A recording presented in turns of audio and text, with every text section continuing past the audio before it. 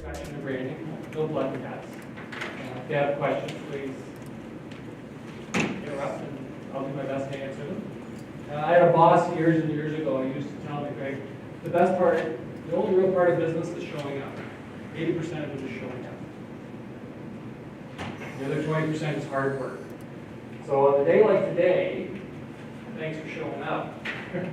I'll leave the hard work to you. So, that's good. Go on. I like Mark Twain. He's a quirky little guy. He's a funny guy. He's a creative guy. And this is one of his quotes. The best way to predict the future is to create it. I believe in that. Why wait for it? Create it. Make it your own. And do that as you go forward. I think it also represents something about getting prepared for the future as well. Understand that you need a business plan, financial plan, and lo and behold, you do need a brand plan. Hands in the room, who's got a business plan? Financial plan? All right, you know the last one. Who's got a brand plan? Good for you. I'm ready to get along. That's great. A well-orchestrated and constructive brand plan will result in revenue. That's a proven fact. We will talk to all the major brand organizations and all the major brands out there. They will tell you that.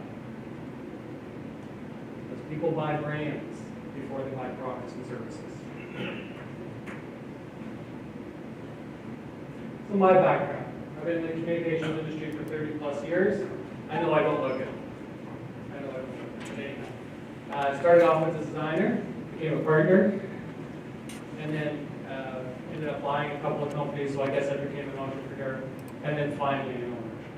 And that was quite an interesting experience and quite an interesting journey. These are the companies that I worked for and the brands that I worked for. So I ended up buying this company, Savage Sloan, created my own brand. And that was my experience in advertising, which was really a lot of fun. There's actually one more company that I bought to put it on brand, and that was a promotions organization. So I got sick and tired of sending all my files and promoting this company with me losing revenue. So I guess that's the entrepreneur. Always wanted to have my dollars coming in and was going out. So that was an important thing. There's some important brands there. Cineplex, Odeon, Shell, Tobacco, LAB. Bank of Bermuda, Tim Hortons, the original roll up the rim, get all that kind of fun stuff. Anybody win anything? They won't, just kidding. Just kidding. Anyway, let's get going. What's branding? Everybody talks about branding, but what is branding? I think the best thing that we can possibly do is try to put a definition to it as we go forward. I speak to a lot of groups, very similar to this. Larger organizations, smaller organizations, entrepreneurs, all the way up to corporates. And I always ask the same questions I just asked you earlier on. Where's your brand plan? Who's got a brand plan? Where is it? Generally, the answer I get is, I'll get to that. I'm going to get to that. Which tells me it's very, very much lower on your totem pole, priority list.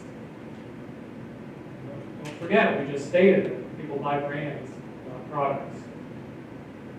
Imagine if your CFO came in you tomorrow morning and said, I need to have that financial plan on my desk by the end of the week. And you said to him, I'll get to that. Chances are he would have a different story for you than you would have for him. So that's how important a brand plan is. Remember, people buy brands. I call this the not enough eyeballs. We're inundated every day by the brands that we see. I bet you between the time that you got up this morning and the time you got here, you saw over 100 brands. Easily. Everything that you're doing, I see iPhones, your watches, your cars, everything is brand here. You're buying because it's a brand. What makes them different and what makes them special? What's the message that they're sending out to you that's connecting with you that makes you want to make that purchase? Makes you want to become part of that brand family. That's the important part of what branding is. So we should try to define that. Anybody want to give it a go? Anybody want to guess? What do you think brand is? What do you think brand's all about? Association between your product and the word or image. Very good. I define it like this. It's an experience. Brand is an experience. Our world permits us, right here, right now, today, to communicate both positively and negatively about our brand or a brand that we've interacted with.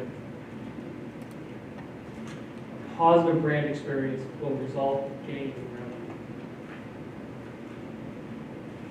A negative one is detrimental, obviously. Think about it this way. For every positive response or every positive mention you get on a brand, times that by 3, and times it by 3 again. That's how impactful it is. You know, on LinkedIn, when you go and you like something or you make a comment or all that, and you see how many people have done that? Times that by 3, and then for each person there, times that by 3 again. That's how the message is going out. Unfortunately, if you do it on the negative side, it's by 10. So you only have one chance to make this thing very, very positive. That's what the brand experience is all about. Again, a positive brand experience will result in revenues. Brands define us. Everything we do, everything that happens within our personal and professional lives, brands define us. It's what we do and how we do it. People buy brands before they buy products and services. People also want to buy brands from people they know, like, and trust. Well, I'm going to go down to the corner and buy my car from so-and-so, or I'm going to go and get my dry cleaning. I know that guy, I trust that guy. By doing that, we become a brand carrier. We promote that service and we promote that experience, positive or negative. And really, really good brands give you entry points. You have to build entry points because the life cycle of a person's spending habit is not singular. It goes from day 1 to day 2 and beyond. Companies that do that really, really well, look at your car companies, look at BMW, they've really figured it out. Tobacco companies, they've figured it out. And let's not forget our friends at Apple. I bet you everybody in this room is touched by the Apple brand somewhere. Mr. Apple back in the corner there. Can't hide it. So you've heard me talk for a little bit. I want to hear you talk. This is a case study that I always put in here. And, it's getting a little old now, but it's still a very relevant case study. And I look at it from a brand perspective. CBC and there was a magazine that just put out a huge report about what actually happened. Sorry, can you check your mic to Sure. make sure that it's on, the mute? Yeah? No, not the sound up here, the other one? Yeah, it's green light. Great, thanks. Pardon me. So, anybody want to guess what happened? Go ahead. It's a twofold problem. Okay. Poor supply chain management, and I don't think that we did an extensive enough research on the target market that we can gauge as to what Canadian consumers want as far as products and services. You're right on the money. You want to come up here? Anybody else? Another thing. Yeah. American companies can understand themselves sending managers down, thinking that it's the Right. same. It's complete mismanagement. Happened to Mattel, happened to other companies. You're right. Canadian. You nailed it. I think there's 3 main reasons. Number 1, I think you're absolutely right. They're all brand driven. It's a distribution problem. Shelf print. No matter what store you went into, the shelves weren't stocked. I think you're right on that. Number 2, I think it was a pricing issue. I can get in my car and drive to Buffalo and get the same product for a lot cheaper. number 3, I think it was totally an image issue. The pretty ads that we saw, the wonderful TV commercials that we saw, that's not what was reflected when we went into the store. They were old Zeller stores, for Pete's sake. And they looked like old Zeller stores when you got in there. They didn't look like the Target brand that you know and love in the U.S. It wasn't the experience brought to that. Target failed to translate their brand from the U.S. to Canada. Exactly what you're talking about. And if you read that report that CBC put out, it was the internal stuff that was going on was absolutely awful. So they should have stopped way in the beginning. There's one other thing that was in there, and I think it falls back to your comment. I've seen this in the U.S. and I've seen this in the Asian theater, and it's a bit of a phenomenon called build it and they will come. And that's a U.S. thing. And when you're dealing with a population of 300 million versus a population of 30 million, that might work. So Eddie Van Halen years and years ago used to say, if I like something, it's not hard, another million people are going to like it too. Times it by 3. Times that by 3. All of a sudden you got 30 million. That doesn't work in the Canadian marketplace. They also ignored us as a target market. We figured we wouldn't understand all of that. Total brand failure. Yet somehow or other they continue on. So who's doing it well?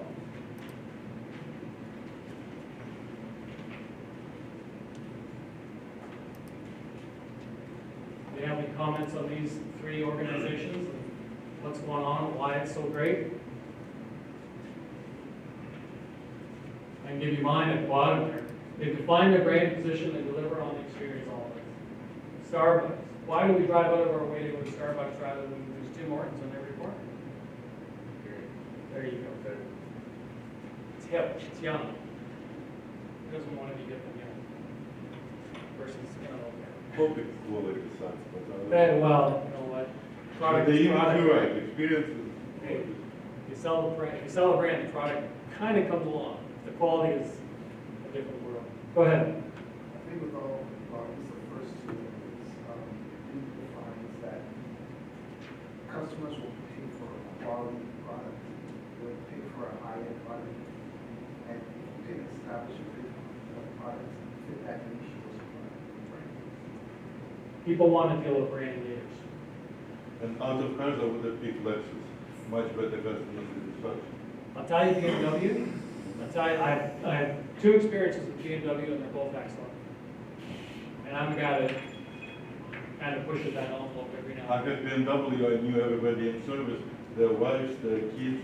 They open till midnight, if you don't know. Why? Because they have to fix their cars constantly.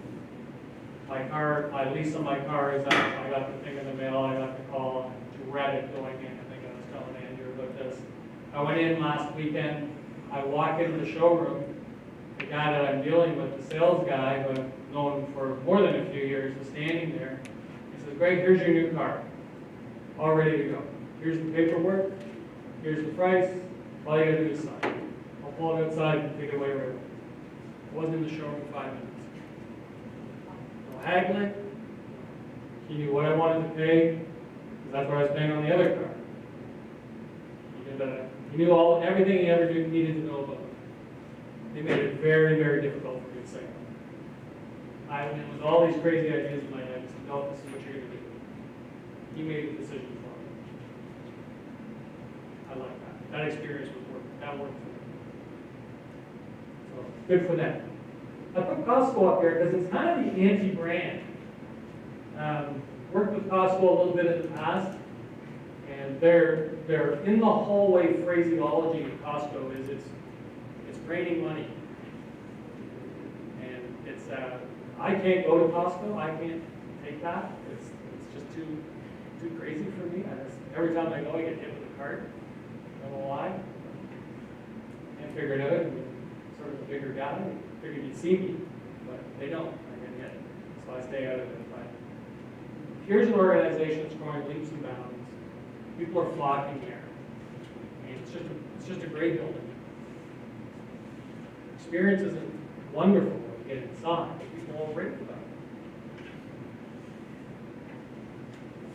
What they've done with their brand is they have organized their brand so that anything else that's sold in their environment gets the size plus something for a lower price. That's how they move it forward. So that 500 ml shampoo is 500 ml plus for a lower price. Hard to compete against that. So you're not necessarily buying a Costco brand as much as you're buying brands associated with Costco. So they've sort of done it the backwards way, which is really interesting. It's taken a little bit longer to catch on, but they've done a very good job.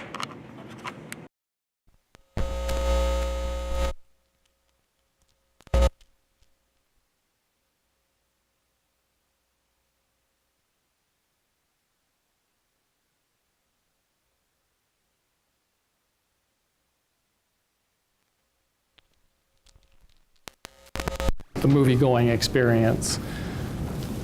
I put BlackBerry up there because it's a shame. They have a great product.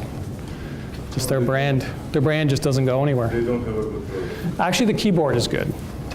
They had a good product 10 years ago. Right. Today they don't have it. It's gone downhill dramatically, there's no doubt about it. And it's mismanaged. Yeah. It's not present. Mismanaged. They had a very loyal brand of people. Yes, they did. Others screwed up their brand. Yes, they did. They failed to keep up with the times. They failed to move ahead with their audience. What they actually did was they solved their brand problem for today. They didn't think about who was coming in to fill the funnel.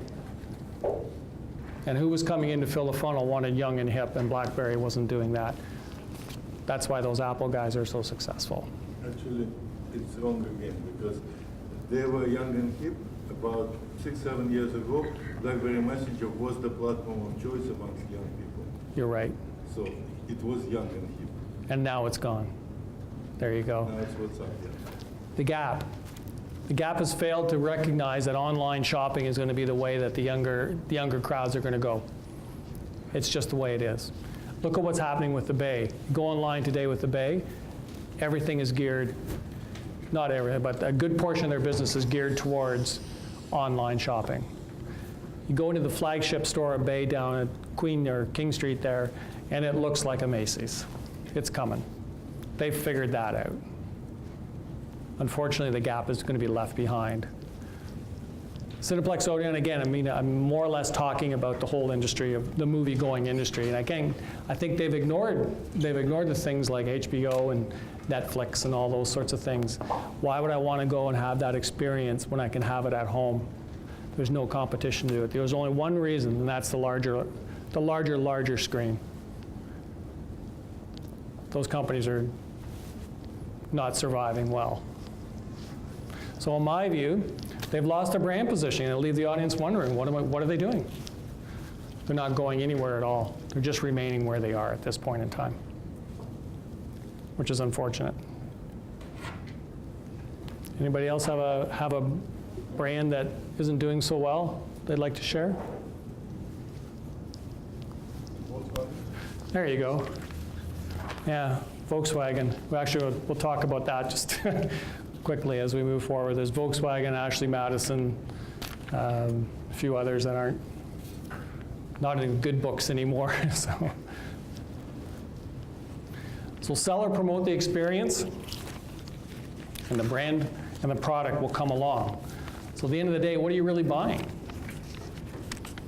You're buying an experience because that's what you want, that's what's going to carry you forward. And again, good brand organizations have figured out that that experience is far, far more important than the actual physical product itself.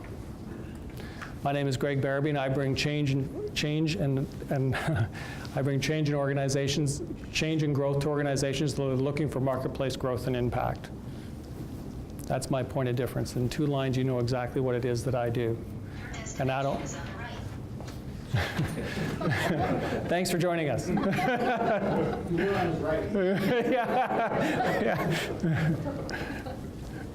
Tell Siri we appreciate her attendance. So in 2 lines, you know exactly what I do, and nothing in there talks about brand. It talks about marketplace growth, it talks about impact. Because that's what's needed to be said for my experience to be valued in a boardroom. I've figured out my audience and who they are corporately. That's why that's important. Brand and creative. I could talk about this for the rest of the days, but we're just not going to get into this at this point in time. But your logo is not your brand. Again, a number of organizations I speak to, they all present me a logo. Here's my logo, here's my brand. It is not your brand. It is a graphic representation of your experience. It's a stop sign, it's a brand mark, that's all it is. It's a badge. You want it to be recognized, but it is not your brand. It can't be seen that way, or it'll be shallow. There's 6 steps to creating a brand. The last step is actually creating the identity. Unfortunately, most people start there. And why not? It's fun. That's where the color is, that's where the fonts are, and oh, my cousin just got a new Adobe Illustrator or whatever program, and they can do all this wonderful stuff on their computer. So let's go and bang that out, and that's my brand. The reality of it is, that's the last place you start. So, here are the 6 steps to building a comprehensive brand strategy. Number 1, selling the experience. So you got to figure out what that experience is and how you want to do that. Number 2, point of difference. What makes me different? What makes me unique? Because that's going to be the experience. Brand positioning. Where am I going to fall in the marketplace and why? What area am I going to own? One of the other things that Target did or didn't do was they didn't firmly distinguish themselves from any other of those low mass merchandise players. They were wallowing in the same mud as Walmart. So why would I change? And then I go and have my experience at Target, and I find the prices are out, distribution, there's not enough stuff on the shelf, and the place looks dirty. Why? What's there for me to change? There's no real good reason. I haven't given them a purpose. Creating longevity and loyalty. This is very important. How am I going to reward my customers? Every major brand in today's world, in today's corporate world, is giving something away. Not necessarily product, but intelligence, thought, giving something away. I'm not saying you got to do that, but you have to figure out how you want to reward those customers. Develop an audience. We talked about that just very quickly. A brand you must figure out a brand so that it has, figure out for today's audience, figure out who's going to fill the funnel as that audience moves forward, and how you're going to take care of that audience as they go into the future. Brand cannot be seen as vertical. It has to be all inclusive, or you're letting dollars walk away. And then finally, create your identity. Finally, you get to go and look at your logo and all that wonderful stuff. Again, dealing with some corporate entities, some of the things that they'll say is, well, the CEO doesn't like yellow, or he doesn't like a serif font or whatever. And I really don't care. I really don't care. What does your consumer like? This isn't for you, it's for them. Experience isn't for you, it's for them. You may have the greatest idea and the greatest widget known to mankind. If you can't get that experience across, if you can't communicate that, it will suffer. And once you've done all of that, once you've created everything, protect it. Patents and trademarks. Second part of our presentation here. Again, shockingly, how companies just don't do it. And by doing that, you leave yourself wide open and vulnerable. Protect what you've created in the marketplace. In today's world, it's so important. So 3 steps to longevity and loyalty. We just talked about this. Build in evolution. As your consumer evolves, you better evolve. Your product better evolve. Your brand better evolve. Make that a priority. Be prepared for a disaster. And the gentleman in the back talked about Volkswagen, you're right. So the three that I can think of right off the top of my head are Ashley Madison, Volkswagen, and Tim Hortons. And how, pardon me? Toyota. Toyota as well, yeah, just recently. The Volkswagen and the Volkswagen and the Ashley Madison one has been played out in the newspapers, and we know what's going on there. Tim Hortons actually had a massive problem, but they figured it out internally, and they dealt with it, and we saw very, very little of it. Very little of it. They were ready. They knew what to do. And then support the product. Sounds easy, sounds simple. Again, the amount of people that I talk to who are actually dealing with the product on a day-to-day level, the grassroots level, with the consumer, don't actually believe in the brand or the product. They've got to get on board, or you've got to get them on board, or make a change there, because that's so important from a daily interaction. It's an absolute must. So here are the 5 must-dos. Stand for something and own it. That really speaks to your POD. Use graphics to your advantage. That's really about your identity. Operate within your category. Talks to your audience and your marketplace positioning. Be aggressive. You're going to have to take some risks. Push it out there. And then the last one is change or die. It's definitely that old adage comes into play more than once.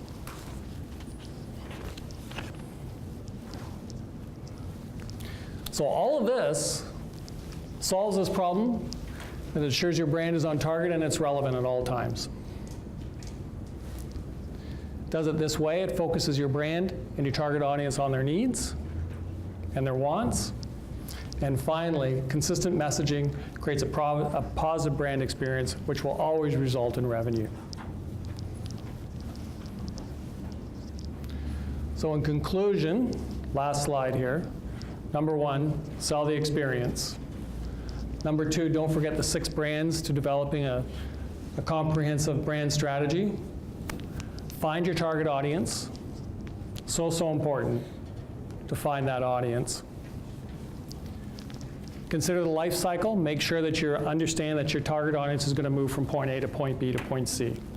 And who's filling what funnel. How many sales funnels are you going to create based on that? Focus on the 5 must-dos. And another question I always get is, when should I start this? Of course I'm going to tell you to start early. I'm a brand guy, so of course you're going to have to start early. But my philosophy is, do start that early. It's a process that needs to be undertaken in a lot of cases quite a bit earlier, more with your brand, more with your budgeting and your business plan. And that's me. Okay, so why don't we pick up again? So I'll first start by thanking Greg. Greg and I actually met about a year ago at this exact seminar, and we didn't realize just how complementary our approaches and our philosophies are. And since then, we've actually integrated this talk a little bit more further, and even doing some work together, because really the 2 domains are very intimately tied together. And while I'm going to be spending some time on trademarks today, I realized through spending time with Greg that actually it also dovetails very well with patents and industrial designs and other types of trademark or intellectual property protection. Before I dive into it, I'll give you a little bit of background about me. I've been practicing since mid-90s, and I've got electrical engineering background and a law degree, so I spend also a lot of time on patents as well as trademarks. I started working with a very large firm downtown Toronto, and my focus of my work at the beginning was on trademark enforcement. If anybody remember the Esso Tiger and the Tony the Tiger, they had a lawsuit in the 90s, and it was a pretty neat way to cut my teeth as a young lawyer. Quite a bizarre lawsuit, and one that settled out in a logical way. It probably should never have been brought in the first place, but a really great way to cut my teeth. From there, I spent some time with a startup company that was based in San Francisco, but had half of its operations here in Toronto, and so from there I kind of really had a cross-border global perspective on both patent and trademark acquisition and branding. And so this was a really different perspective. A lot of lawyers wind up only looking at it from the perspective of sitting in their office and getting calls. Very different to be sitting inside a company and hearing all the growth and the pain and cash flow management and burn rates and prioritizations, and to really live inside that corporate experience. From there, I spent a bit of time as general counsel of a flat panel display company, and then I returned to Bay Street for a little while before starting up our current firm. And our firm now is about 10 years old, and I would say we're just starting to really get our own brand has been evolving and getting recognized in the marketplace. And a lot of Greg's tips and pointers are things that I've had to think about day in, day out about how to get our message out there. So the portion I'm going to try to talk about today is really on the protection side of things, and I'm going to try to weave it in with what Greg says, because there's a very passive version of a trademark attorney. You walk in and you say, here's my trademark, get it protected, and I go fill out some forms and I get it protected for you, and I hand you back a piece of paper. But much better if it's, again, integrated with a bigger strategy overall for the company, and to strategically pick what trademarks you're going to file. And I will touch on patents and some of the other areas today, but to strategically pick them to make sure that they're dovetailing in with all of the great things that Greg has given you advice about so far. So I'll spend a bit of time that's going to maybe rephrase or go over what Greg said. Nothing that I'm saying is intended to contradict if it comes across that way. It's not. It's just me phrasing incorrectly. And then I'm going to spend some time with some tips and pointers about how to help you pick a trademark, and then how to going about protecting it.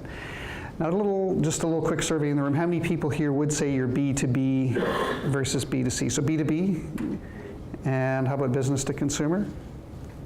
Okay, and have any of you gone through trademark registration process yet? Okay.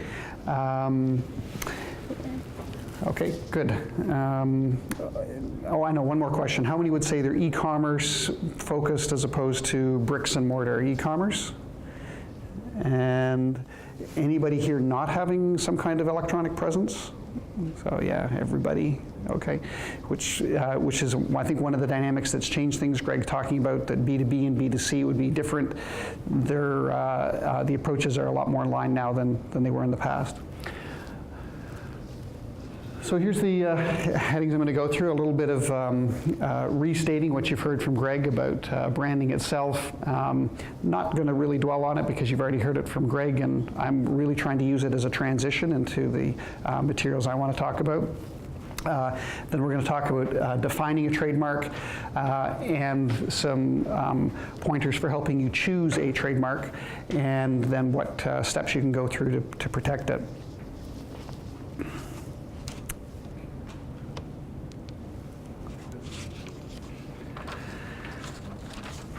So again, this is my attempt to try to rephrase what Greg has talked about. And the word brand and branding and trademarks, these are all kind of munged together, a lot of like the way the terms sales and marketing are munged together, but the concepts are quite different.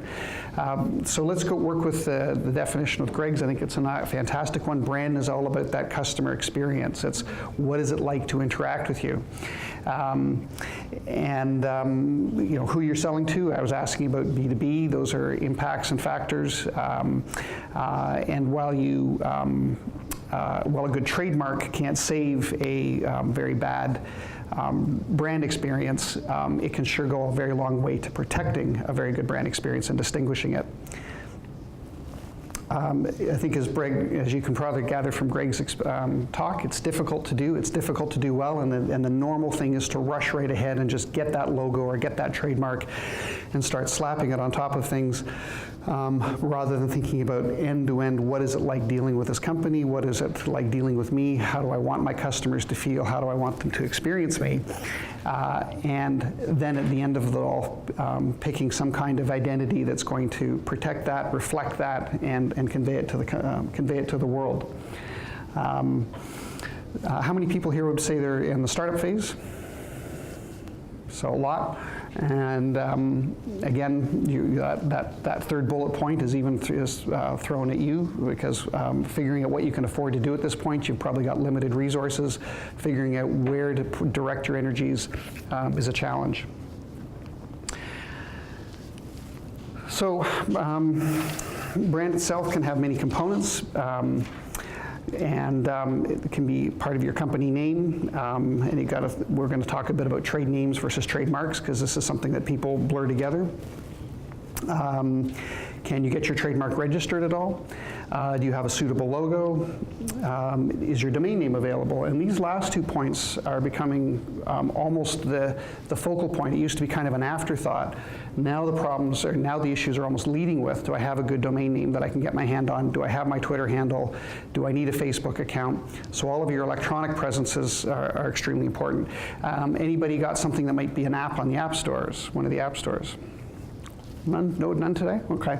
So very commonly I'll get people who are going to be putting an app up on Google Play or the App Store, and there's bazillions of apps out there, and trying to get yours to appear at the top of a search list can be an enormous challenge. So the electronic availability is increasingly a very, very important part of picking what kind of trademark you're going to have.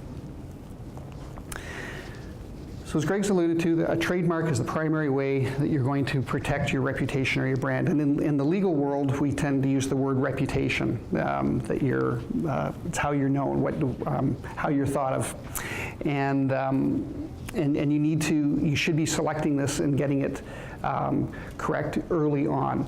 And the nice thing about it, so the downside is you've got a lot of things to do and it's hard to do it. But the upside is if you do get your trademark right, tends to be something that's done. Once you've got it figured out, you don't need to worry about it again if you get it right in the first place. And that's unlike patent and some of the other intellectual property protections where the things and the issues can go on for years and years and years. Trademark is nice, it's compact, and you can get it done once you've figured it out. So now here's where it starts getting kind of interesting. A trademark can be almost anything, really anything that hits the 5 senses. And we're going to spend a little bit more time on that. There's usually some basic things that everybody goes to, which would be the name or the logo, but there are other ways that you can establish trademark protection.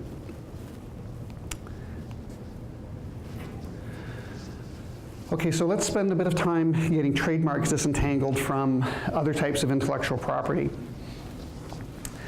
And trademarks actually kind of sit on their own as a type of intellectual property protection. And while you always hear the words patents and trademarks thrown out together, their theory, their basis, how they work are very, very different. And I think another part that's very different about it is that everybody needs a trademark. Not everybody needs a design registration or a patent or trade secret protection, but everybody has to have a trademark.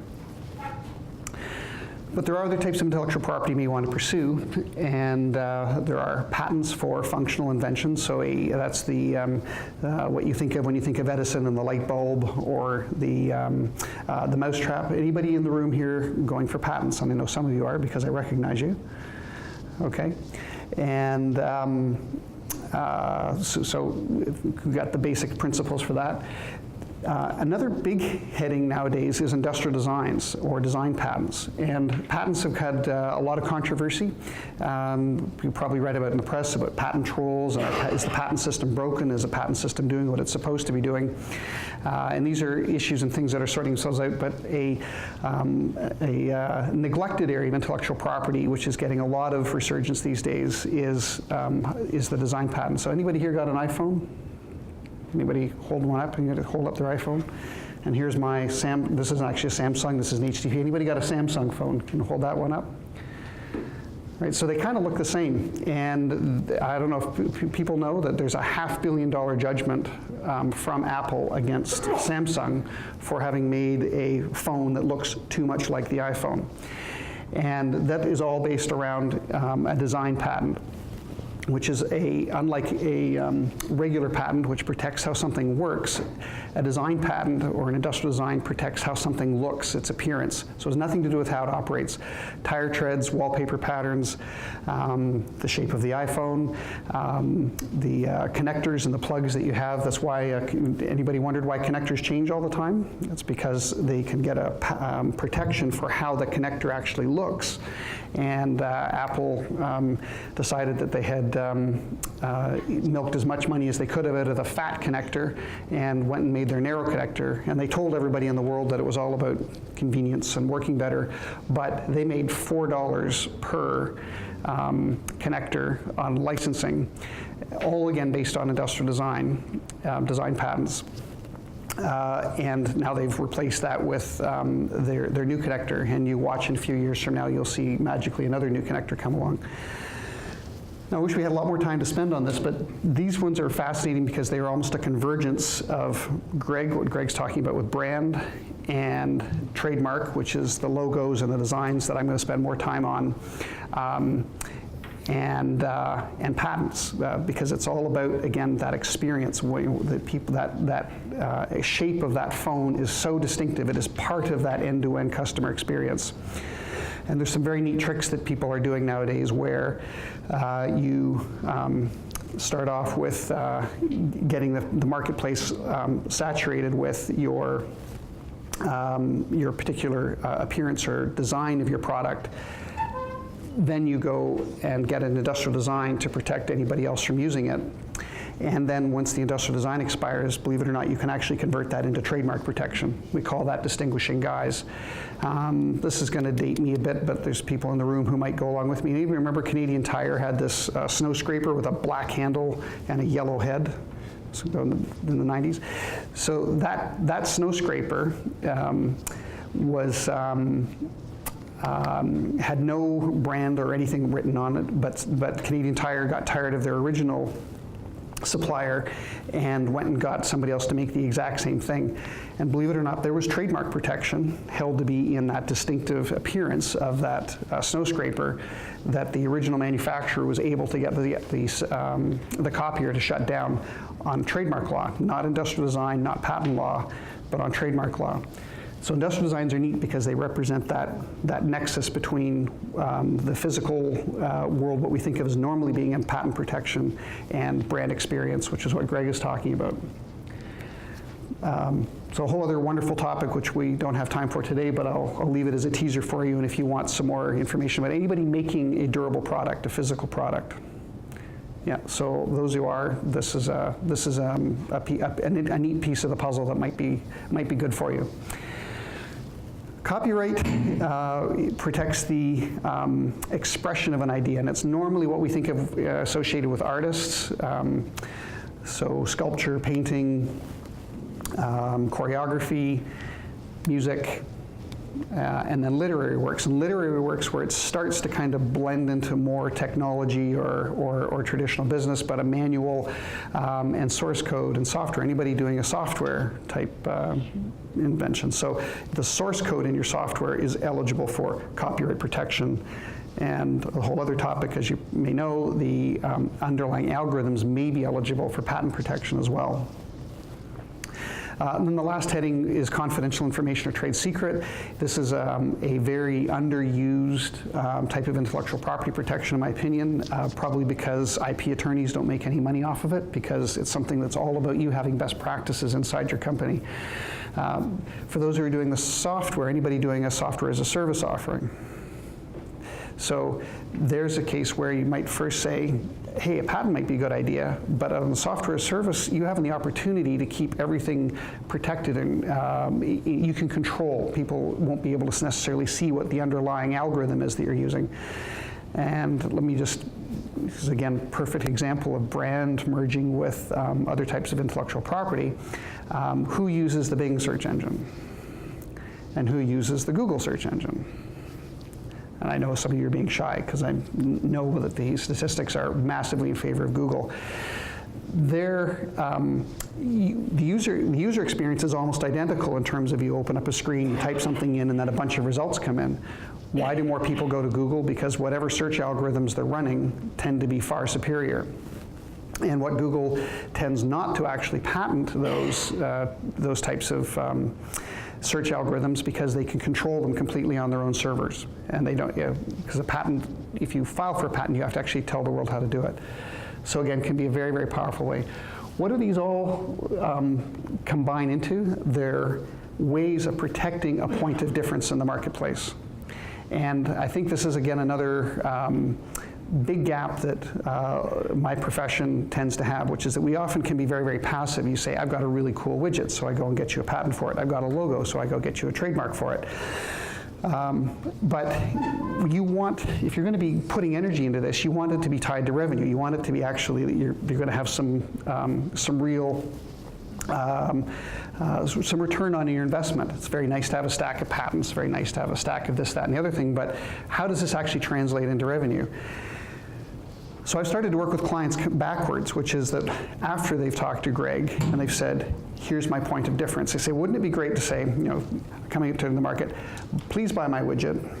My widget has this point of difference. Great, because that's exactly what you want to get to the sales call. Wouldn't it be even nicer to say, and my point of difference has some type of protection associated with it, so don't think you can just take this and walk over to my competitor and get them to do it for you.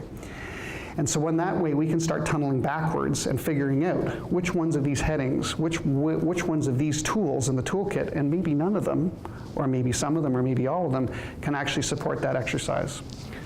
So I found this a very, very powerful way. I'm doing this with all of my clients now, is to try to come at it from your point of difference and then work backwards, because then we can measure more readily whether we think there's going to be a return on investment in spending your money on these particular items. So let's, this real point of this talk is to kind of zoom deep dive into trademarks. So let's do some more of that deep dive. And another thing I try to do very hard in these talks is to stay away from legal jargon. Try not to quote you case law and legislation. So I find the Pavlov's dogs experiment a fantastic metaphor for how trademarks work. In fact, it might even be exactly accurate as to how trademarks work. Are people familiar with the Pavlov's dogs experiment? Okay, and for those of you who didn't put up your hand, but you know, anyway, you're also going to have to go through hearing it all over again. So Pavlov, a behavioral scientist, he takes a dog, feeds the dog some dog food, and rings the bell at the same time, and does this for about 2 weeks, some prolonged period of time. And it rings the same bell and is feeding the same dog food, and of course it's the same dog. And then at the end of the 2-week period, rings the bell and no food, and lo and behold, the dog starts to drool. And so at this point, the dog has now made an association in its mind with the sound of the bell and the experience of eating that food. In this case, the bell is the trademark, and the food are the goods, and Pavlov is the source of the goods. And this is the basics of trademark protection from a legal perspective, is that it's any type of indicator, anything that can hit the 5 senses that creates an association in the mind of the consumer with the source of a particular good or service. And so you can see this is how we phrase it in the legal world, but it dovetails exactly with what everything Greg's been telling you. It's all very much just tapping into human nature. So actually, according to this cartoon, the experiment was really being done in reverse, is that the dog was eating the dog food to see if he could get Pavlov to have a conditioned response to write down a note every time that the dog ate food or drooled. So again, the trademark uniquely identifies the source of goods or services. The car is from Ferrari. Louis Vuitton made the purse. That's a Starbucks latte. And effectively what you're doing is legally registering and protecting your reputation and goodwill. So everybody familiar with the concept of goodwill in a business? In fact, of course, most of you, or lots of you, that's exactly what you're looking for, right? The goodwill is the difference between the valuation of the company and the physical assets that the company has. That if you sold all the chairs and the tables and the buildings, what dollar amount would you have, and then the difference between that and what the company actually sells for is often attached to the goodwill line item. And that's why the trademarks themselves, if when you try to value a trademark, it's usually connected right to that goodwill line item in the balance sheet. And this last little point here is we're going to spend some more time on is, of course, you've got to use this carefully. Pavlov had to ring that bell exactly the same way and make sure it was the same food. And Greg's point was that you need to be consistent about it. And that also means you need to make sure that what you're doing isn't getting blurred with what your competitor's doing. You can't say the Starbucks latte was made by Tim Hortons. You're ruining both brands at the same time. And both brands would get up in arms about this being done, or should if they. Another little kind of teaser line in there. So anybody been to flea markets before and bought themselves a counterfeit Hugo Boss shirt or something like that? So I guess this entrepreneurial person decided to brand making fake brands. So here's back to my goodwill point. Valuations can be absolutely staggering as to what a trademark can hold for a company. And we think of Apple and Google, which they both are, as technology companies, and that their value, if you thought about their intellectual property value, would be about their patents. But it's heavily on their trademark side as well. And that's why even if you are a technology company, you really need to be thinking about all types of intellectual property protection. If your technology is going to do well, you will. Why is your technology doing well? Because you're giving a great experience to the consumer, and as part of that great experience, you want to have some sort of identifier that the public associates with you, so that you not just own the technology, you own the experience of using that technology as well. So, okay, now we're starting to get a kind of a very common, important, nitty-gritty item, is that a trademark is not the same as a trade name. Remember, Pavlov was the source of the goods, and the bell was the trademark. So people often come to me and they say, oh, I don't need trademark protection. I got something with the company's branch when I incorporated my company. That is your trade name registration, which is done by typically the Ontario government or the federal government.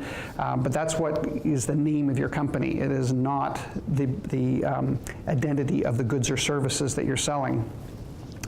And that's why a numbered company can exist. 1, 2, 3, 4, 5, 6 Ontario Limited is a perfectly legitimate trade name, but it's not a trademark. So Coca-Cola versus Coca-Cola Company Limited is a good concrete thing. And if some of you got the juice bottles there, some of you got the water bottles there, look closely at them and you'll see what I'm talking about, that the front of the label will be identifying the product, and then in fine print somewhere you'll see the underlying company that is actually the source of the product.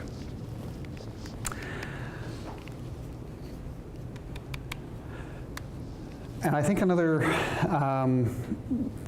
experience that I see people go through with the legal process is that their corporate lawyer tends to be the one that goes and takes care of the trade name, but then you usually need a trademark specialist to go and deal with your trademark registration.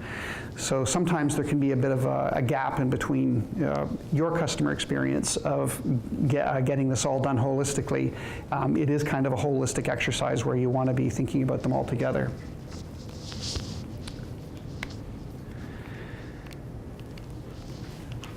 So, Pavlovian response is necessary to achieve trademark status. Bottom line is that a trademark right is a matter of fact. Does the public actually associate the trademark with the source of the goods or the services? And again, Greg's talk gives you some marvelous things to think about. If I said, what do you guys think of Volkswagen a year and a half ago? Very, very different response than if I'd said, what do you think of Volkswagen today? There's enormous fluidity to it. Likewise, why do you think you get bombarded with Coca-Cola commercials in the movie theaters every Christmas time? You've got to keep hammering that message over and over again. You've got to keep refreshing it. Remember earlier on I made reference to the Tony the Tiger from Kellogg's suing the Esso Tiger. Who thinks that Tony the Tiger came first? And who thinks the Esso Tiger came first? And a bunch of the room just, I don't know. It was the Esso tiger, or if they weren't, it was very, very closely together. Esso came up with an advertising campaign, I think as far back as the 20s, maybe the 30s, called "Put a Tiger in Your Tank." And they had, it was a huge, huge marketing campaign. Greg, you may have even studied it at some point, because it was very, I would have thought for the day, considered one of the brilliant branding marketing exercises that was done by a petroleum company. And they did stuff like they would give little tails that you could put in the gas cap so that you had a tiger's tail flapping in the breeze. But what happened is that Esso slash Exxon, because that's the American parent, they dialed back the campaign very heavily. It was huge through 50s, 60s, 70s. It was 70s it started to taper off, and then 80s it went very, very quiet. And then in the early 90s they brought it back. And so what Kellogg's said at that point was that they had failed, they had lost the Pavlovian response, that the public no longer had that association anymore. What the public associated a bouncy cartoon tiger with was breakfast cereal, not dirty oil that kills wildlife off the coast of Alaska when ships crash into the shore. And what Esso and what Exxon was able to do was to come back and say, basically through surveys of rooms like this and by going back to advertising campaigns, was that no, in fact, while they had had a lull in it, it had not gone away. But they still had to come back and show the evidence of it. So the beautiful thing is this means that trademark rights can actually be perpetual, and this is different from pretty much every other type of intellectual property. Confidential information can be perpetual because it's all about you holding onto it and keeping it away from everybody else. But a patent, it expires after 20 years. An industrial design will expire after about 14 years. Copyright, US Congress is working on making it last almost forever. It's not supposed to, but it's now 70 years plus the life of the author. It used to be 50, but until Disney lobbied Congress, they got an extra 20 years tacked on to the end of it. And Canada is about to also tack on another 20 years as part of the TPP. But trademark, it doesn't have an automatic expiry. If you register them, you do have to renew them, but that's about paying some money and also making a statement to the government, I'm still using it. If you are, in fact, continually using your trademark, you will be entitled to keep your trademark protection. Which is why when I came back to, I'll mention the industrial design piece again, you come up with a beautifully configured shaped product. I don't know, this has got a nice elegant shape to it. You put your industrial design registration on it, and then after 10 years or so before your industrial design registration's expired, you have hopefully created a Pavlovian response in the minds of the consumer, associating the particular shape of this remote control with the minds of the consumer, and then you start applying for a trademark protection, and then you have this potential to have literally perpetual rights over the physical object. So again, this is why you're bombarded all the time with advertising. I cannot get into a room without seeing, there, 2 Apple logos. All right, just keep hammering it away. And of course, I'm trying to do the same thing with you by repeating my logo over and over again. So the part there, use it or lose it, and that's a very good takeaway line. Use it or lose it, and use it consistently. Okay, so let's start getting into some a little more nitty-gritty stuff here. The encircled R versus the TM symbol. The encircled R, it means that it's actually, your trademark actually has been registered with a government authority. And the TM symbol usually means that the trademark's not registered, but rights are being asserted. And so this is kind of a neat thing. It's a cool thing. You actually do not have to go and get trademark registration to have assert trademark protection. It's a good idea, particularly in a global economy. And in fact, that non-registered trademark regime really only works, still in lots of the world, but it works in North America, Australia, New Zealand, the United Kingdom, places that come from the English law tradition. But lots of other places, you really do have to go ahead and have a registration. But for companies starting off, the TM symbol, the trademark symbol, might be just a fine way to go. And also you can use a blend of things because your company is more than likely going to have more than one identifier. We have a couple. I have my PCK logo here. But I also have a little tagline that says IP Council as innovative as you are. So maybe I register the logo, but I don't register my tagline. And we'll talk a little bit more, but this is some of the ways that you can be surgical in what kind of legal fees that you're going to spend and very efficient with it to figure out which things are worth registering, which ones aren't. So again, trademark registration is not strictly necessary, but practically for your core brand, it's a relatively inexpensive process and worth it. So what happens if you don't have a trademark registration and you want to go to court and sue somebody? Well, we kind of work backwards. You get into the court and the court says, okay, you're telling me I've got a trademark, you've got a trademark, prove it to me. So what you're really spending the first half of your lawsuit doing is proving to the court that there's a Pavlovian response. And you got to bring in all your receipts, and you got to show the court all the advertising that you've ever done. And you might bring in a survey where you get a whole bunch of people off the street and say, here's this trademark, who do you think it belongs to? And we call that the reputation phase of the lawsuit, where you're establishing to the court that you actually have this reputation, that there's a Pavlovian response in the mind of the public. The next part of the lawsuit is demonstrating to the court that the bad guys are doing something confusingly similar, that Samsung is, the shape of its phone is leading people to think that they're buying a product from Apple. Or that by putting a tiger on the front of a convenience store for a gas station, that people are going to be confused into thinking that Kellogg's is somehow endorsing dirty oil products. So the nice thing with the registration is that first half of the lawsuit's presumed. Your audit, a government agency has basically given you a rubber stamp and said that Pavlovian response is yours. And the onus then gets flipped onto the other party to prove that there isn't a Pavlovian response. So if you think you've got some core brand that is going to be you, that you're going to be carrying through an awfully long time, that's one that you're going to register. Tagline, it might come and go. Your logo might change over time. And so you may stick with the TM symbol with it, but the core brand, the core trademark, the core identifier is usually very much well worth registering.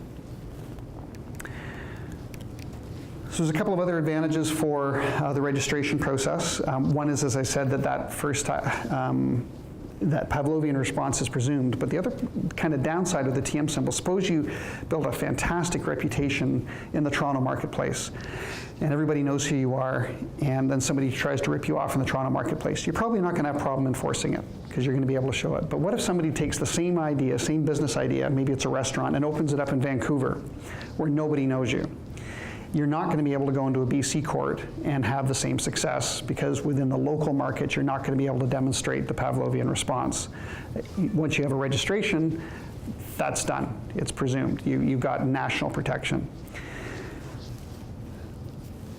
So another weakness that the IP regime, the intellectual property world, I think is dealing with, is that the rights are dealt with still on a very national basis, and yet we are a global economy. Money moves back and forth across the border like crazy. Goods moving back and forth across the border like crazy. But unfortunately, you do still have to go and register in every single country where you want protection. So the United States, that TM symbol thing works again. But again, if you build yourself a nice reputation in the Michigan market, that's not going to help you in the Wyoming market. So usually if it's the core brand and you're heading to the US, you'll also go through the stages of applying for and registering a US trademark as well. And then of course, if you're heading outside North America, then you're going to be looking at other registrations in other jurisdictions. So this can become very, very dizzying for people. Oh my gosh, the expense, the complexity of it. And I tell people, try not to panic. Again, go back to your business plan, go back to the fundamentals. What are you actually doing in the market? You think you have a European trademark? Okay, that's about $4,000. do you have at least, and this is me making this up, but I find it works, do you have at least $40,000 a year in revenue or maybe profit coming in the European market? Because if you don't, I'm probably going to steer you away from spending that money on it. What are you doing? If you're applying for these places, you're not doing it for fun, you're doing it to protect a point of difference, a brand differentiator. You're doing it for a reason to protect your revenue stream in that local market. So one of the things I'll encourage you to do, and I'll do with you, is that as we look at which jurisdictions you're going to file in, we'll get into your business case and have a look at it, and then try to make a smart decision about whether or not you need to apply.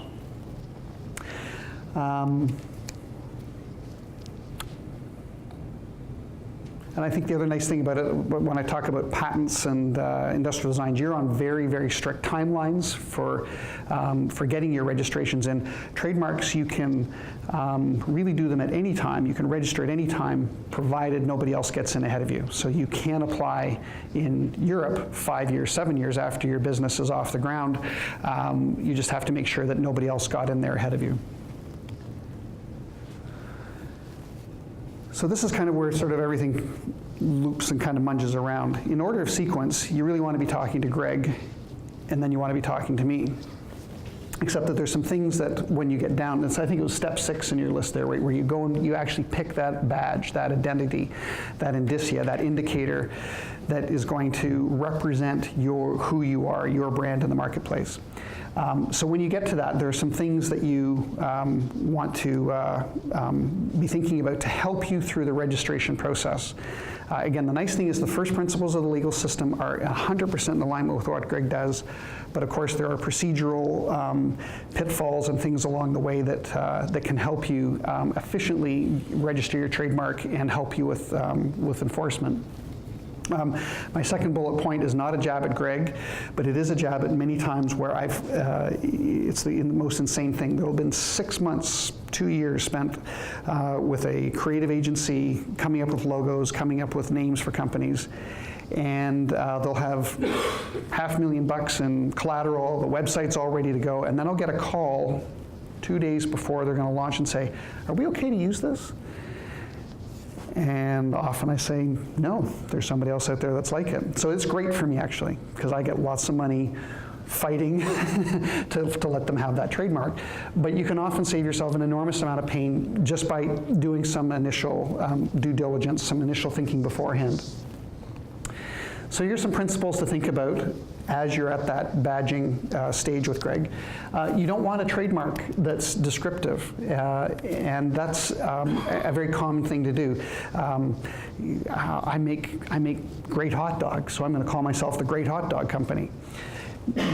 You might get away with that, but you might get the trademark office saying, you're really describing your product, you're not distinguishing it. And there's 2 words that begin with D. You want to be able to have an indicia that is distinguishing what you've got, not describing what you've got.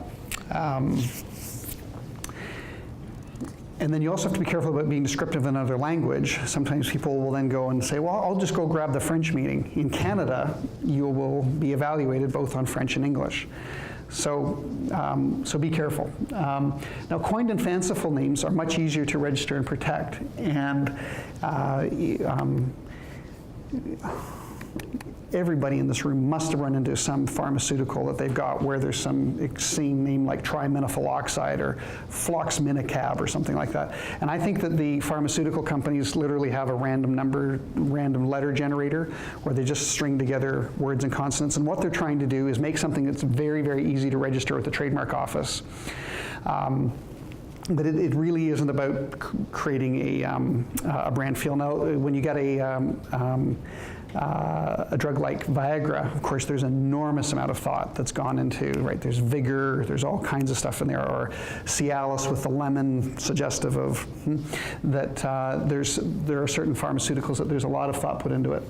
But the bottom line is, if you go through that, coming up with a gibberish string of consonants and vowels together that is pronounceable, That will make the registration process easier because you're not borrowing anything from the language, but it might lack a kind of suggestiveness or a playfulness that, that again, a good branding person can try to help you walk through when you're coming up with that name. So for instance, I love Verizon, but that's just a personal one, and I think they probably spent a long time at it. It's a telephone carrier in the US, as probably most of you know, and it evokes this thought of a truthful horizon. Veritas and Zun, stuff like that, but it has nothing to do with telecom services. Apple is another, it's not coined, but it has nothing to do with the core business of what they do. It just creates this image of it, healthy, keeps the doctor away, it's easy to pronounce. There's a learning association with it because you've maybe giving your teacher an apple, but it has nothing to do with describing the underlying product. So if you're not going to go for gibberish, you might go for something playful, and then if you're not going to go for something playful, you might go for something that just has a kind of different, a completely different association with it, like Apple. Acronyms are sometimes the way people, they'll come to me with a descriptive trademark and they'll say, well, what if I make it into an acronym? You might get away with it. Again, it's a secondary issue, but whether from a creative perspective it's the right thing. But the trademark office may also catch that what you've done is created an acronym and that the acronym itself is still descriptive. So it's not not an easy out to the problem.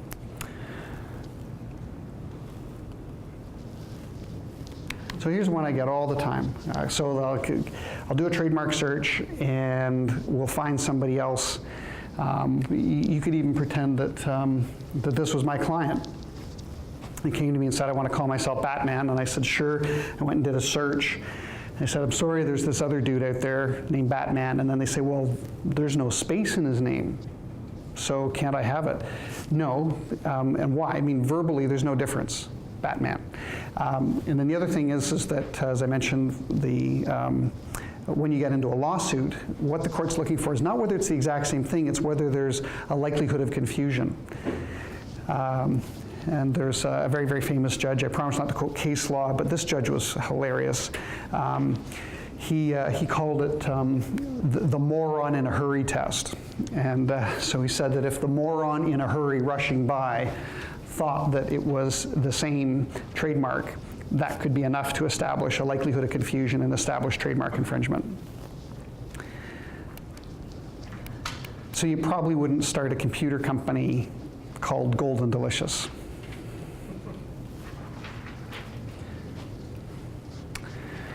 So some other things, again, this is back to Greg's point 6,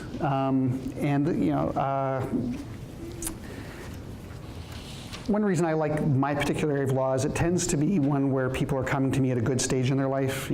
Getting a trademark registered or getting a patent is at a positive thing. It's much more positive than getting into a lawsuit or, I don't know, going through a sexual assault trial. But nonetheless, you don't really want to spend a lot of time with your lawyer. You want to be out there getting your business done. You want to be making money. And so these are some things, again, I've already given you some other points that will help you minimize your contact with lawyers. And so here's some other thoughts with it. Remember I said really a trademark is any type of indicator, any indicia that can hit the 5 senses. So that means that sound can be a registration, smell, you can protect the MGM logo for a lion, for example, the Intel chime, trademark protection. But the core piece of trademark protection will usually be a word mark, we call it. And there's logos and there's word marks. So those tends to be the basic ones. Word mark first, logos next, the Apple logo on the back there. And then you start getting these other fancy ones like color and sound and smell and appearance of a product. So again, for your business at the beginning stages of it, working with Greg, you want to come up with a word mark that describes that is reflective of your identity. And to help you with registration, try to get something without accents, make it easy to say. Again, this is starting to blur a bit more into Greg. It's not going to help the accents bit will help you on the registration side, making it easy to say, the registration process won't necessarily matter so much. But here's another really neat one, is to build your logo around your word mark if you want to kind of save yourself some effort and cost in dealing with a trademark attorney. The Nike swoosh looks completely different from the word Nike, right? There's no word Nike inside the swoosh. And the same thing goes with the apple, with the little bite ahead of it. Those are trademarks, but they're logo trademarks. They're not the core word mark.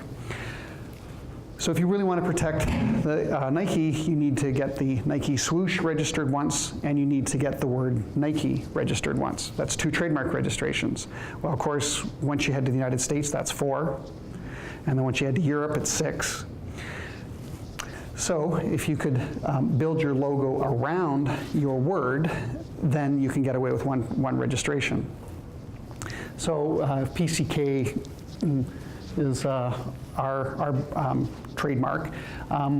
I've got the word and the logo all together, so I only really need a registration on PCK. Of course, I did an acronym, which I told you a second ago not to do, but there's a good example of it.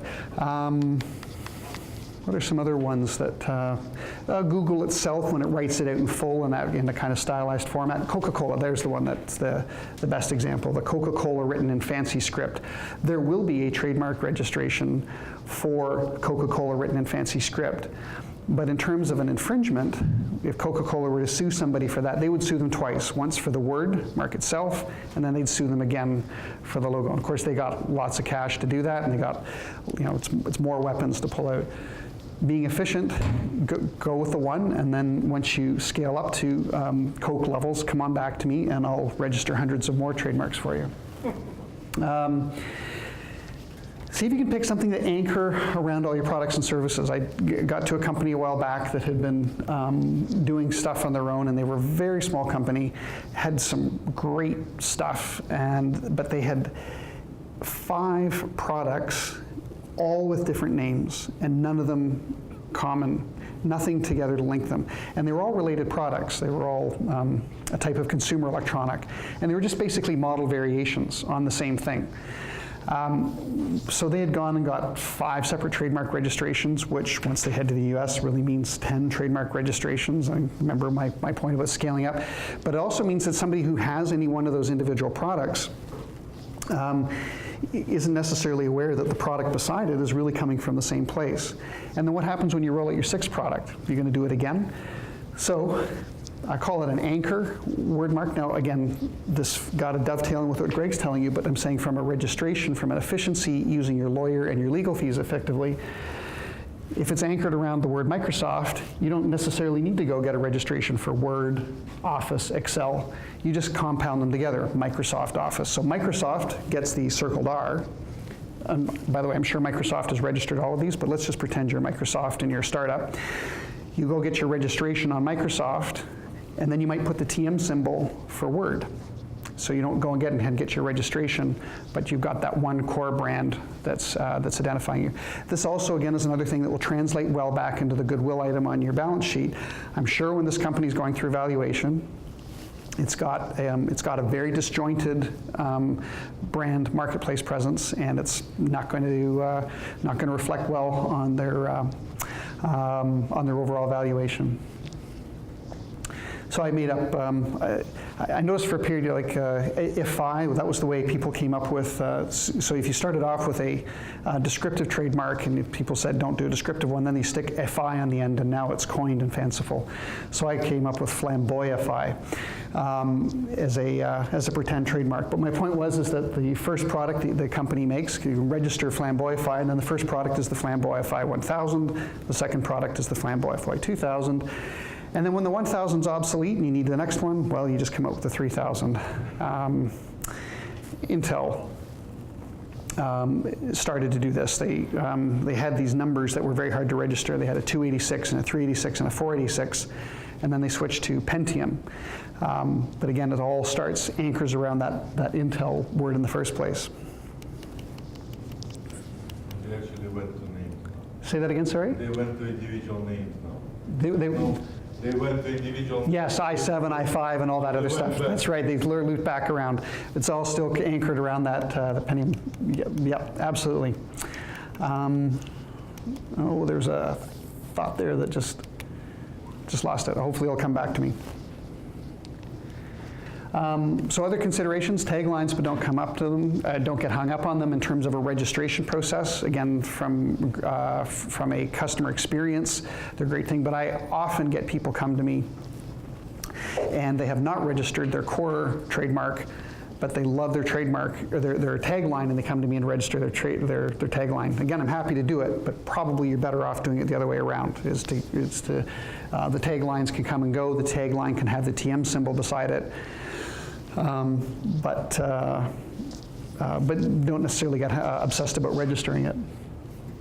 So don't use your trademark descriptively. Xerox very nearly lost their trademark because people started calling Canon Xerox machines as opposed to Canon photocopiers. In the late 70s, early 80s, Xerox actually put out a very large advertising campaign, full-page ads in newspapers, because they were on the verge of losing their trademark. It kind of goes full circle. They came up with a beautiful, coined, fanciful trademark, but then it got used in the marketplace in such a way that it started to describe the product rather than distinguish it anymore. Escalator. Everybody know it used to be a trademark? Same thing. They really should have been escalator branded moving staircases. Instead, every moving staircase got called an escalator and they lost their trademark. Aspirin is still a trademark here. It is no longer a trademark in the United States for the same reason. So this is a very real serious risk. In fact, Google would be the current one. I understand that Google is going around and waving their finger at people for saying, I Googled that. They say, no, I searched that, or I did a Google branded search, but I didn't Google it. Companies coming up with new technologies. Again, when you're working on that collateral, that brand messaging, this can be a moment where you inadvertently fall into this trap because you come up with a wonderful new gadget for the world and you don't really know what to call the gadget. So you come up with a marvelous name, trademark for the gadget, and then as competition starts coming in, your own use of it has set up the world to call the product by its trademark rather than what the underlying thing is. So maybe, what's that, sorry? Kleenex is Kleenex, yeah. That's a fascinating one. So Kleenex is having their cake and eating it too. And they're a great example because they have, the marketplace still seems to understand that even if I hand you a Scotties tissue and I say, have a Kleenex, that the public still knows that they're getting a Scotties tissue. They're not getting an actual Kleenex branded Kleenex. They're lucky, but they're certainly on that line. So sophistication of the target consumer is a big deal. Again, when we talk about, because come back to that part about confusion, is that that things are looked at. What is the geographic area of the marketplace where you're having the Pavlovian response? How sophisticated is that particular, so not just geographic area, but who are the demographics within that? And the pharmaceutical companies go through this all the time. Is it the doctors who are their target audience, or is it the end consumer of the pharmaceutical that's relevant? So you just want to ask yourself, and this is almost axiomatic, again with Greg's exercise, you're going to understand who your consumer is. But when you come around to protecting, registering your trademark and enforcing it, that very same question is going to come back up. And again, it's important to know, I think that Greg's right that the differences have merged, but a B2B and a B2C is still an important thing to ask. I always tell from prioritizing a company that has gone through Greg's exercise, and if they are B2C, I tell them get on those trademark registrations now. But if you're B2B, you might be able to wait a little bit longer because you're probably dealing with a more sophisticated marketplace and you're probably dealing with a smaller marketplace. But a B2C play, you're trying to get everybody. And so you're all about your brand, and having that brand registered is really, really key. And then internet-based business, and I think this is where the B2B, B2C line starts blurring. if you're B2B, you're internet-based, the only way that the world is really interacting with you is through the medium of the internet or a web page.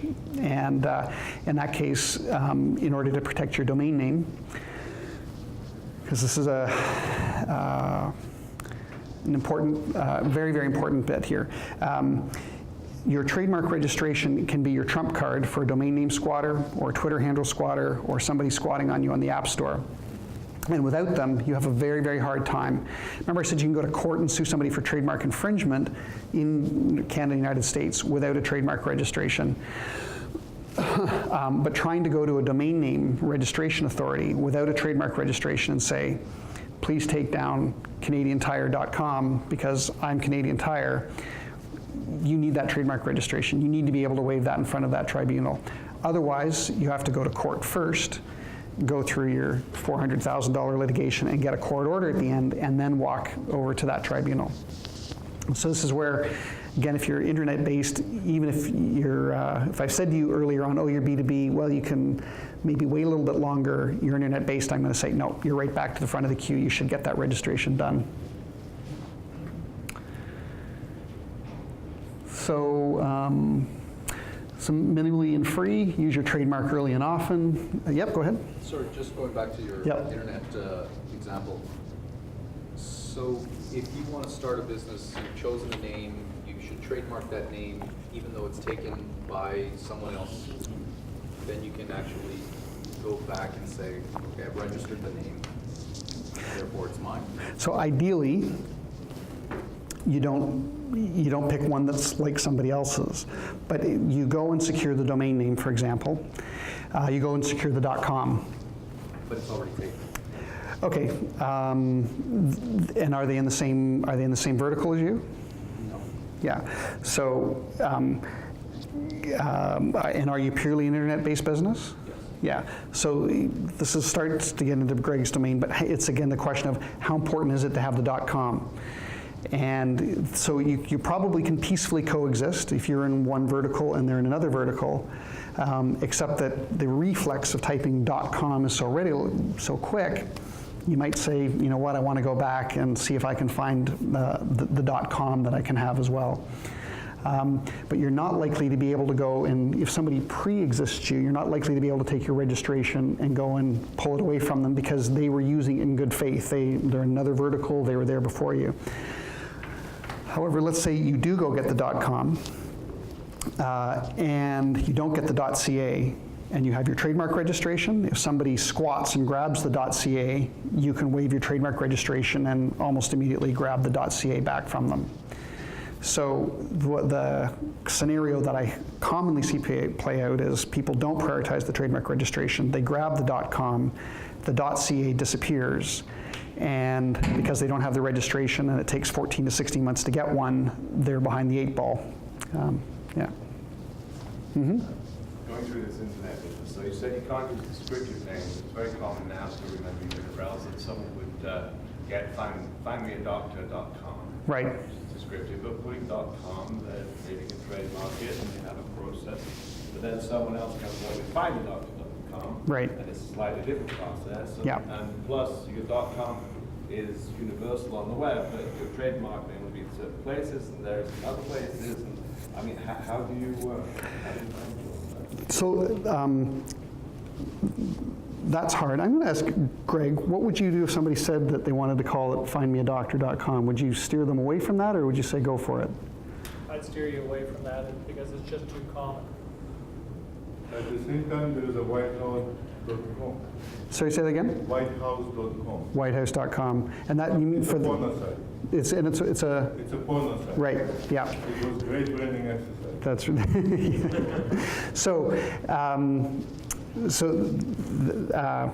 that's the branding side of it, and the legal side, as always, it dovetails into it. People do successfully get away with bad brands every so often, and what happens is, remember, go back to Pavlov's again,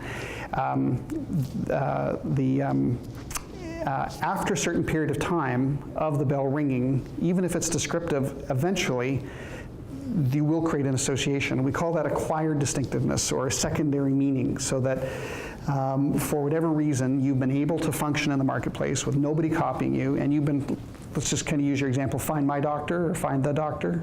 Yeah, so Find My Doctor. FindMyDoctor.com, they don't get Greg's advice. They ignore the silly advisors and just charge on. And guess what? They make a fantastic business. And of course, this happens, right? There's certain businesses grow and they do very well. And it's FindMyDoctor.com. And they've been out there for 3 to 5 years, and the FindTheDoctor.com hasn't come out yet. So at a certain point, there's a tipping point where the marketplace really does have it in their head that FindMyDoctor.com, they're the guys that if you want to go onto a website and figure out where your find a doctor, they're the folks to go to. And you can actually go and get a registration at that point. What the trademark office will do is they'll start by saying, your trademark's descriptive, and then I'll come back and say, well, here's my whack of survey evidence to prove that, yeah, it might have started off that way, but we have acquired distinctiveness, that there is now a secondary meaning, that the marketplace has heard this bell ring so many times that it now drools. And at that point, you've got your registration, and at that point, you'd be able to stop find whoever the other one was that had the instead of the my. But the thing is, you need a 3 to 5 year runway. You need some period of time in order to operate in the marketplace exclusively, so that you can actually make that claim and you can put that evidence in a bona fide way. Does that answer the question? Yeah. It's not. Okay. Doesn't look like it made you happy with it, but yeah, yeah. It's just sort of why the advice steers away from doing it. But there are, if you're in the right situation, you can pull the rabbit, but you can put the horse back in the barn. So use some kind of notices if you're, especially if you're not going through the registration process right away. The TM symbol is common. Don't use the encircled R, because in the US they can throw you in jail for that, unless you truly are registered. And again, Greg's point, use it consistently, same font, same size, offset from other collateral. And this is one that is an easy trap to fall into. You come up with something great, and then you go off to the graphic designer, and they squish the aspect ratio slightly, or the colors aren't used exactly the same way. In addition to looking unprofessional, it can harm your ability to enforce your trademark. If you're not using it consistently, when somebody has a slight tweak or variation on the same thing, like the my to the, very, very small, subtle distinction. If you're not being consistent with findmydoctor.com and you're using little tweaks, then somebody else's tweak might be just enough to escape confusion. It's where the concept of style guide comes in. Rigidly enforce it. Again, use it to describe your product. Don't use it to describe, use it to distinguish. Ideally, start the trademark registration process. We do a lot of work with pre-funded companies. I know there's folks in here who are at different stages, but Greg's point about giving stuff away for free, we give quite a bit away for free to startups. And if you can't hire counsel, and this is, again, to be very transparent with you, the web interfaces for this kind of thing are getting much easier to use for the consumer. It used to be that, you know, the process was so Byzantine that you had to hire counsel to do it. You can log on to uspto.gov or cipto.gc.ca, and there are how-tos for doing it yourself. It's a bit like first aid as opposed to surgery, because there are pitfalls that you can get into. You have to do things like indicating the date that you plan to use it. You have to be careful about describing the wares and services that you're going to use it with. And the other nice thing is, if you start in Canada, but not the United States, if you start in Canada, that's considered protection around the world for 6 months. So the biggest downside to doing it yourself is just that there are sections of the form that look straightforward to fill in, but you can inadvertently trip yourself up.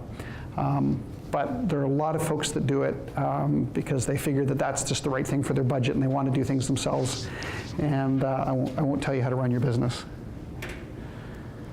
Just on this last point, if you are going to do it, go look up what's called the Wares and Services Manual.